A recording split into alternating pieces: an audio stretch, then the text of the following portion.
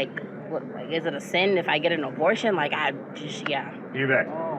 Okay, if I take out a knife and knife her to death, is that evil? Yes, that's evil. Okay, why is it evil? Because, like, she didn't ask for it. Like, she... Okay, I would argue it's evil because she's a real human being created by God for a purpose, and if I murder her, that's evil. Now, if she's 1 day old, just had her birth, was born yesterday. Just gonna say hi, Cliff. Hey, how's it going? And I come and I murder her. Is that evil? I would say yes. Okay. Let's say it's 1 week before she's born that I cut her out of her mother's womb.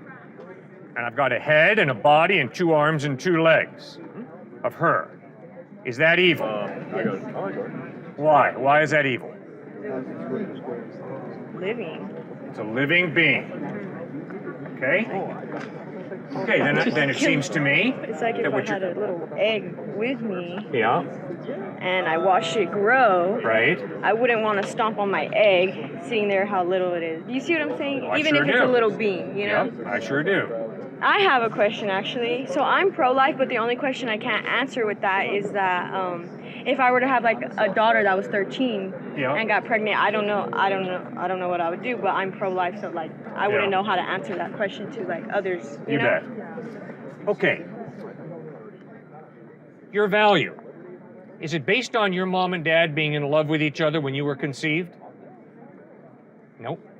If your mom and dad hated each other's guts and you were conceived, that does not change your value as a human being. Okay? If your mother was 14 years old when you were conceived, does that mean you're less valuable than if she would have conceived when she was 24 years of age? No. See, what you've got to answer is, what is the basis for the value of a human life? And I would argue the basis of your value is you're not an accident.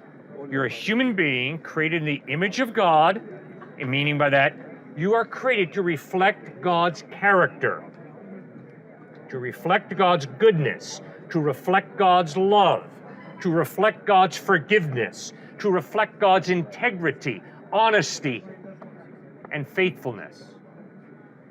You are valuable, regardless of whether mom and dad were divorced, regardless of whether your father abused your mother. You have a life that's a gift ultimately from God. And that is why I am strongly opposed to anybody ending your life at any point.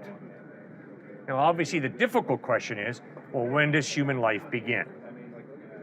And I would argue that when that egg and that sperm come together, you have a human life. Why? You've got all the DNA.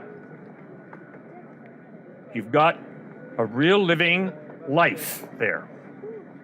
100 times out of 100, that fertilized egg is going to come down the birth canal as a person, never once as an alligator, never once as a chicken, never once as a pig, as a human being, 100 times out of 100.